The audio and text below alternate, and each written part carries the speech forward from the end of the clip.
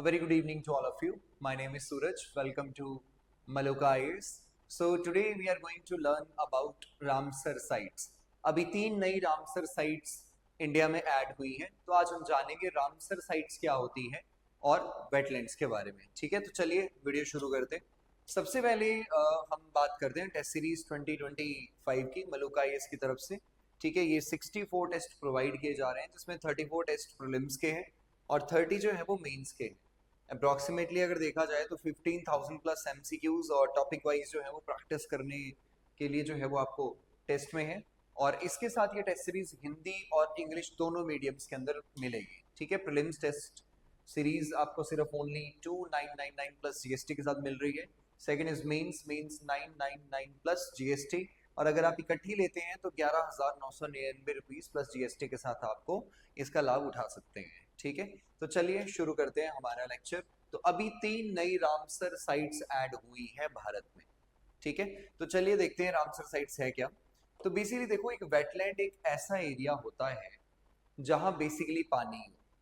जैसे for example अब पानी कहाँ हो सकता है? पानी किसी रिवर में हो सकता है, किसी स्ट्रीम में हो सकता है, तो रिबुलेट हो गया, या छोटी मोटी कोई लेक हो गई जहाँ पे पानी इकट्ठा हो गया सारा, तो उसको हम जनरली वेटलैंड के नाम से जानते हैं. या कोई ऐसी जगह भी हो सकती है जिस जगह में स्पेसिफिकली आपका, ठीक है, हाई टाइड आता है और लो टाइड आता है. तो ये जो एरिया होता है जिसके अंदर हाई टाइड और लो टाइड आते हैं, वो ऐसी कम्युनिटीज होती है जो बेसिकली वहां पे पानी इकट्ठा होता रहता है. जैसे कुछ डेल्टा रीजन्स होते हैं, कुछ जगह पे मैंग्रोव्स लगते हैं, कुछ जगह पे एस्चुरीज होती है. एस्चुरी मतलब कि जिसमें आपका फ्रेश वाटर और सलाइन वाटर वहां पे मिक्सचर होता है, तो ऐसे एरिया को हम बेसिकली कह देते हैं एस्चुरीज. तो ये जो एरियाज है जहाँ एस्चुरी है या फिर डेल्टाज है, इन एरिया के अंदर दुनिया भर में जो सर्वे किए गए उससे ये पता चला कि यहाँ 40% स्पीसीज सर्वाइव करती हैं, रहती हैं. बट जैसे आजकल ग्लोबलाइजेशन हो रहा है, ठीक है, साथ में अर्बनाइजेशन बढ़ रहा है, इंडस्ट्रियलाइजेशन हो रहा है, पॉल्यूशंस बढ़ते जा रहे हैं, वाटर की जो क्वालिटी है वो डिग्रेड करती जा रही है, तो ये जितनी भी वेटलैंड्स हैं ये धीरे धीरे ये खत्म होती जा रही है. ठीक है, कम होती जा रही है, इनकी वाटर क्वालिटी डिग्रेड कर रही है. स्पीसीज हो सकता है यहाँ से क्या कर जाए, सारी एक्सटिंक्ट कर जाए. तो इनको बचाने के लिए स्पेसिफिकली एक रामसर कॉन्सेप्ट आया है. ये जो रामसर कॉन्सेप्ट है, ये कॉन्सेप्ट ईरान की एक रामसर नाम की सिटी में इसको डिस्कस किया गया था 2 फेब 1971 को. तो वहां बताया गया कि जो वेटलैंड्स हैं, तो वेटलैंड्स में, ठीक है, स्पेसिफिकली जो है वो रामसर कन्वेंशन बताता है कि वेटलैंड कोई एरिया हो सकता है मार्श का. मार्श मतलब जहाँ टेम्पररी बेसिस पे पानी भर गया हो. ठीक है, कुछ जगह पे जैसे बरसात के टाइम पे फ्लड्स आते हैं, तो उस एरिया में अगर पानी भर गया तो उसको मार्श कह सकते हैं. छोटा मोटा कोई फैन हो गया, रिवर का किनारा, पीट लैंड वाटर, जो नेचुरल और आर्टिफिशियल या फिर परमानेंट और स्पेसिफिकली टेम्पररी पीरियड के लिए वाटर वहां पे हो, या तो वाटर स्टैटिक होगा या फिर वाटर क्या होगा, फ्लो कर रहा होगा. ठीक है, तो किसी भी तरह का अगर ऐसा हमारे पास कोई जगह मिलती है उसको हम वेटलैंड के नाम से जानते हैं. तो वेटलैंड्स क्या है, इनकी सिग्निफिकेंस बहुत ज्यादा होती है बायोडाइवर्सिटी के बेसिस पे, इकोसिस्टम के बेसिस पे. ठीक है, तो टाइप्स ऑफ वेटलैंड्स अगर आप देखेंगे तो सबसे पहले कोस्टल वेटलैंड्स. कोस्टल वेटलैंड जो कोस्ट के किनारे मिलती है. अब रिवर का जो पानी है वो अल्टीमेटली सी में मिलता है जाके. जिस एरिया में वो सी में मिल रहा है वहां डेल्टा की फॉर्मेशन होती है. उस जगह पे अगर आप देखोगे डेल्टा के साथ साथ में मैंग्रोव्स वहां हो सकते हैं, एस्चुरीज वहां हो सकती है. तो ऐसे एरिया ज्यादातर शोरलाइन किनारे हो सकते हैं, बीच हो सकते हैं, कोरल रीफ्स हो सकती है. तो इस एरिया में हम ये कह सकते हैं कि these are the coastal wetlands. वैसे कुछ शैलो लेक्स और पॉन्ड्स हैं लैंड के ऊपर, कई जगह पे बहुत छोटे छोटे पॉन्ड्स होते हैं, पानी इकट्ठा होता रहता है वहां पे. ठीक है, छप्पड़ भी कह देते हैं इनको. तो ऐसे में जो ये एरियाज होते हैं ये भी कई बार परमानेंट या सेमी परमानेंट होते हैं. ठीक है, टेम्पररी बेसिस पे जहाँ पे फ्लो दिखता है आपको पानी का. तो इसमें भी अगर आप देखोगे तो इसमें भी कई तरह के वैरायटीज के ऑर्गेनिजम्स, कई तरह के जो प्लांट्स हैं लोकल वैरायटीज के, वो यहाँ पे देखने को मिलते हैं. Right, marshes, marshes are just periodically saturated flooding zones, इनको हम कह सकते हैं. ठीक है, छोटे छोटे पॉन्ड्स भी कई बार होते हैं. तो इसमें अगर आप देखोगे तो ये ऐसे प्लांट्स होते हैं जो बेसिकली फ्लोट करते हैं. ठीक है, फ्लोटिंग होते हैं, तो फ्लोट करते रहेंगे. इसका फाइटोप्लैंक्टन्स वगैरह काफी देखने को मिलते हैं. तो ऐसे में ये जो जितना भी एरिया होता है इसकी बायोडाइवर्सिटी बहुत ज़्यादा होती है। तो अगर ये बायोडाइवर्सिटी हमारी अगर एक्सटिंक्ट हो रही है तो उसको बचाने के लिए हमें इन वेटलैंड्स को आज बचाना जरूरी है। तो वेटलैंड्स को बचाने के लिए हम कोशिश क्या कर रहे हैं कि हमने रामसर कन्वेंशन लाया है। दिस इज द रामसर जगह जो है ये ईरान के अंदर एक सिटी है जिसमें दुनिया भर के लोग एक्सपर्ट्स वहाँ गए थे, वहाँ बैठे उन्होंने बातचीत किया कि कैसे हम बायोडाइवर्सिटी को बचा सकते हैं।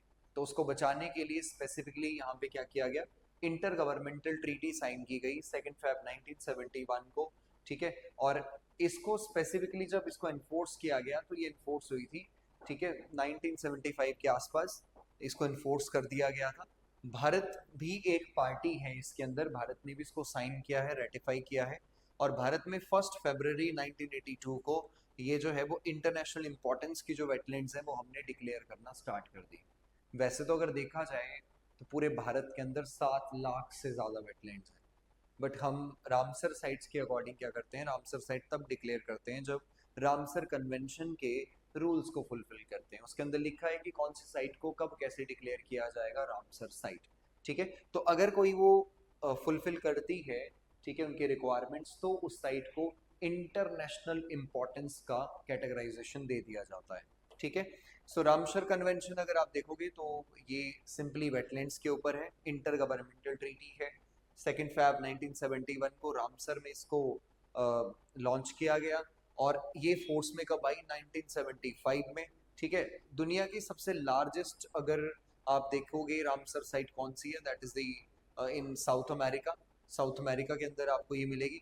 मॉन्ट्रियक्स रिकॉर्ड एक ऐसा रिकॉर्ड होता है जब भी कोई रामसर साइट के अंदर किसी भी तरह का फिजियोलॉजिकल चेंज हो, बायोलॉजिकल चेंज हो, उसकी वाटर की क्वालिटी डिग्रेड कर जाए, उसमें से कुछ जानवर एक्सटिंक्ट करना स्टार्ट कर जाए, या फिर उसका एरिया कम होना स्टार्ट हो जाए, तो ऐसी प्रॉब्लम्स को ढूंढा जाता है।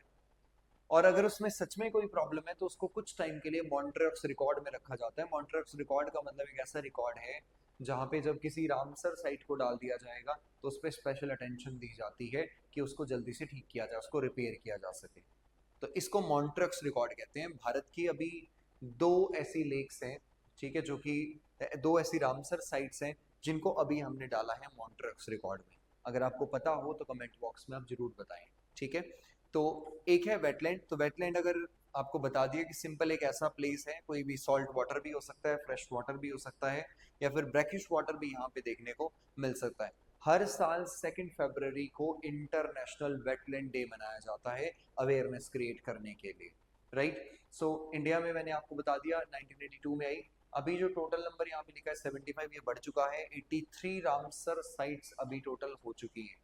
चिलिका जो है ये अगर आप देखोगे तो चिलिका लेक पहली ऐसी थी जिसको डेजिग्नेट किया गया था। Chilika lake is basically located in the Orissa, Orissa के एरिया में।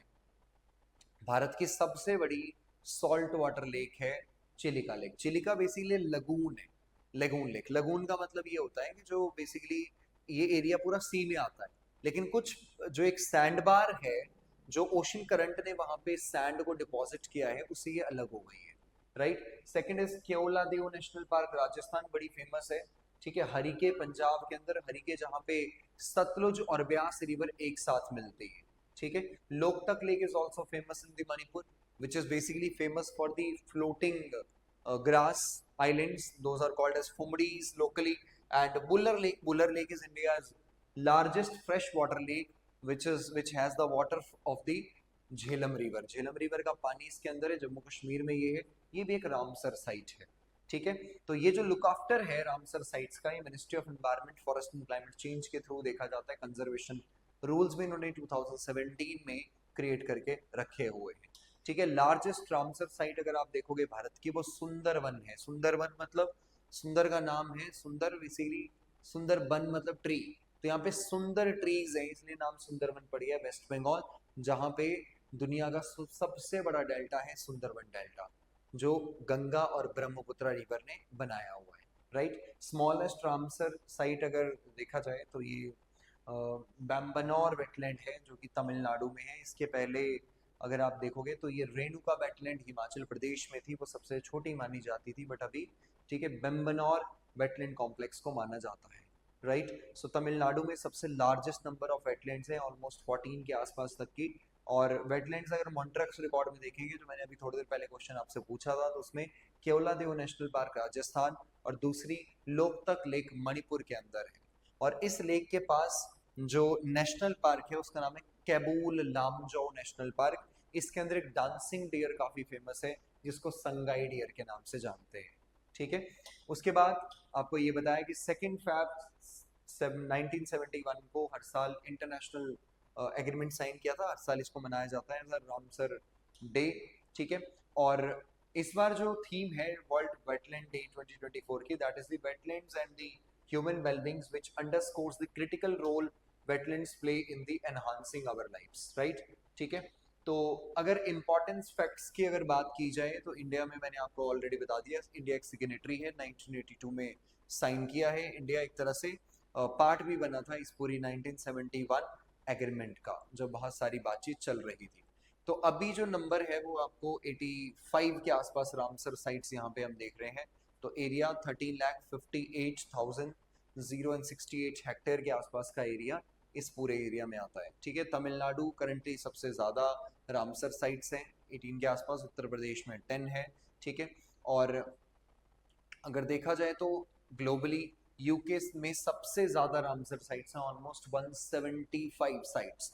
ठीक है, मैक्सिको में 142 साइट्स हैं। बोलीविया में लार्जेस्ट एरिया जो है वो रामसर साइट के प्रोटेक्शन में आता है, यानी एरिया वाइज जो है वो सबसे ज्यादा कहाँ है, बोलीविया नाम की कंट्री में।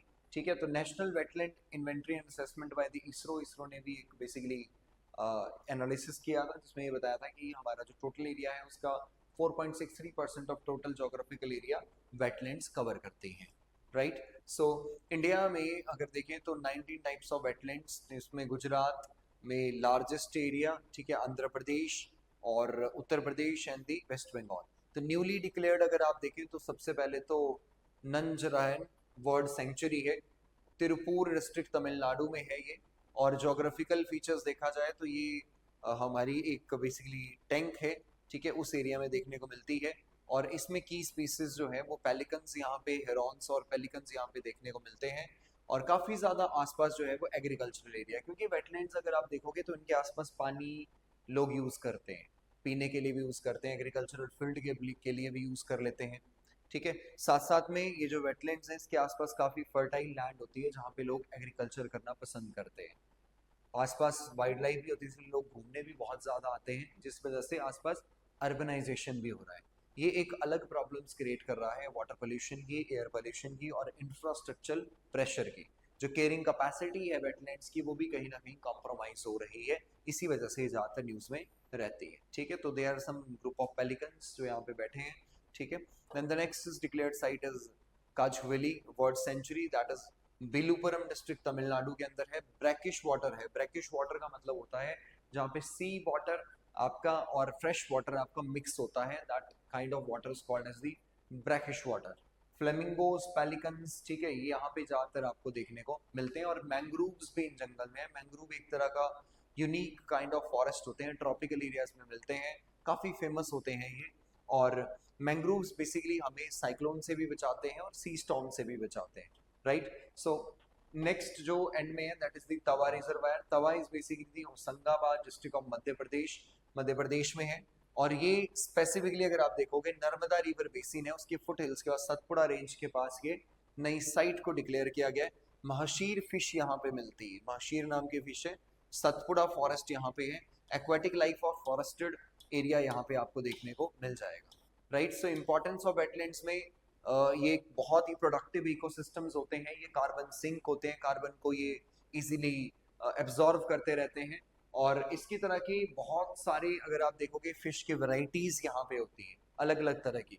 तो फिश की वैरायटीज अगर यहाँ पे हैं तो आप ये मान के चलिए कि कई सारे लोगों के लिए एक तरह से ये जॉब का काम भी करती है, यानी कि जो फिश पकड़ते हैं लोग उनको बेच सकते हैं, उससे 4 पैसे वो लोग कमा सकते हैं। तो ये भी यहाँ से देखने को मिलता है। वाटरशेड इकोलॉजी में अगर आप देखा जाए तो इसमें काफी सारे ऑर्गेनिजम्स को एक तरह की ये हैबिटाट प्रोवाइड करता है। तो जब वहाँ बहुत सारे ऑर्गेनिजम्स ग्रो करते हैं तो ऑब्वियसली जो फूड वेब है वो स्ट्रांग होता है, डाइवर्सिटी स्ट्रांग होती है। ठीक है, एम्फीबियन, सेलफिश, ठीक है, इंसेक्ट्स यहाँ पे काफी ज्यादा अमाउंट में इस एरिया में देखने को मिलते हैं, राइट। सो ग्लोबल साइकिल जो है वाटर का वो लगातार यहाँ से चलता रहता है। नाइट्रोजन, सल्फर, वेटलैंड्स के अंदर कुछ ऐसे प्लांट्स भी होते हैं जो वाटर अगर पोल्यूटेड है उस वाटर को वो फिल्टर कर देते हैं, उसमें से हैवी मेटल्स को एब्जॉर्ब कर लेते हैं, वाटर इजीली जो है वो परकुलेट कर जाता है, ग्राउंड वाटर रिचार्ज यहाँ से बहुत अच्छे से हो जाता है। तो ये कुछ इनकी क्या है सिग्निफिकेंस है। बाकी देखा जाए तो नेचुरल बफर्स भी बन जाते हैं। नेचुरल बफर मतलब कि अगर रिवर में फ्लड आ गया तो अगर कोई वेटलैंड है तो वो क्या करेगी, उस पूरे वाटर को एब्जॉर्व कर लेगी। ठीक है, एब्जॉर्व कर लिया, लंबे टाइम तक वाटर को रोक लिया, तो उससे भी फायदा कहीं ना कहीं होगा, आगे जाकर के फ्लड से नुकसान नहीं होगा। ठीक है, फिर धीरे धीरे वाटर को रिलीज भी करती रहती है, ग्राउंड वाटर भी रिचार्ज होता रहता है। ठीक है, इसकी वजह से अगर देखा जाए तो जो फ्लड की जो इंटेंसिटी है उसको स्लो करता है। सॉइल इरोजन भी यहाँ पे काफी ज्यादा स्लो हो जाता है, देखने को मिलता है।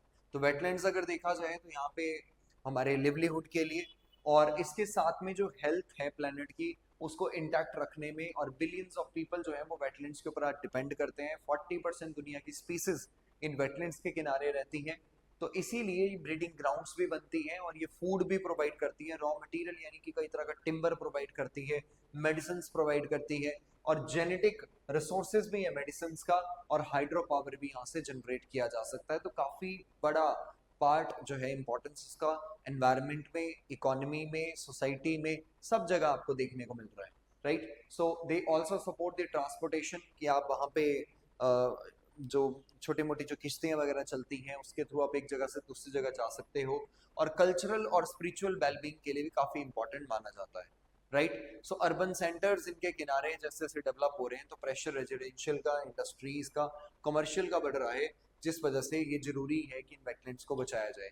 एग्रीकल्चर जहाँ पे इतनी ज़्यादा एरिया में पानी भी अवेलेबल है, सॉइल भी अवेलेबल है, उस एरिया में पैडी कल्टीवेशन बहुत कॉमन है। तो पैडी कल्टीवेशन होगा तो इससे भी क्या है कि बेसिकली लोग स्पेसिफिकली यहाँ पे कई सारे डैम्स बना रहे हैं, कैनाल्स बना रहे हैं, जिससे वाटर को डाइवर्ट किया जा रहा है। तो पानी की कमी वेटलैंड्स में हो रही है, जिससे प्रॉब्लम्स है। पोल्यूशन अगर देखा जाए तो पोल्यूशन ऑब्वियसली इंडस्ट्री से पोल्यूशन है, पेस्टिसाइड्स बहुत ज़्यादा यूज़ कर रहे हैं, हर्बिसाइड्स यूज़ कर रहे हैं, जिससे वाटर की क्वालिटी डिग्रेड कर रही है। बाकी ग्लोबल लेवल पे तो मॉन्ट्रेक्स रिकॉर्ड है कि जो भी रामसर साइट अगर किसी में भी कोई दिक्कत होती है, कुछ नेगेटिव चीज़ देखने को मिलती है डेवलपमेंट, मॉन्ट्रेक्स रिकॉर्ड में डाल देते हैं ताकि इमीडिएटली उस प्रॉब्लम को सॉल्व कर दिया जाए। चिलिका लेक एक ऐसी लेक है भारत में जिसको मॉन्ट्रेक्स रिकॉर्ड में ऐड किया गया था, लेकिन सिल्ट उसको रिमूव कर दी गई, वहां से जो प्रॉब्लम्स थे उनको ठीक कर दिया गया, उसको मॉन्ट्रेक्स रिकॉर्ड से बाहर कर दिया गया। राइट, वर्ल्ड वेटलैंड डे हर साल मनाते हैं 2 फरवरी को, कोशिश की जाती है अवेयरनेस इसमें ज़्यादा से ज़्यादा हो सके। ठीक है, नेशनल लेवल पे हमने wetland conservation and management rules 2017 को ministry of environment, forest and climate change ने पास करके रखा हुआ है, काफ़ी कॉम्प्रिहेंसिव है।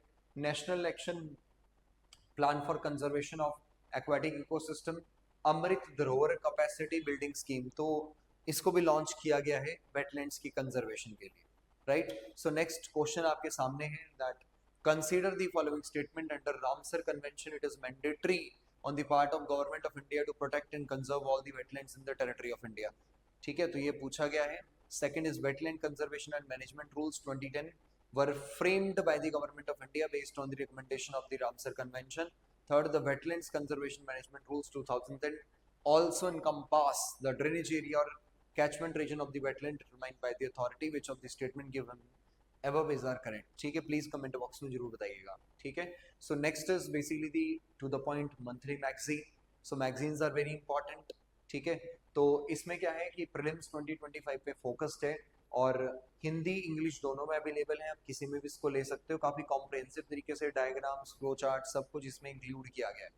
तो you can just download it only by paying 29 rupees में आपको PDF मिलेगा, आप इसको अच्छी तरह से पढ़ सकते हो। Right, so thank you.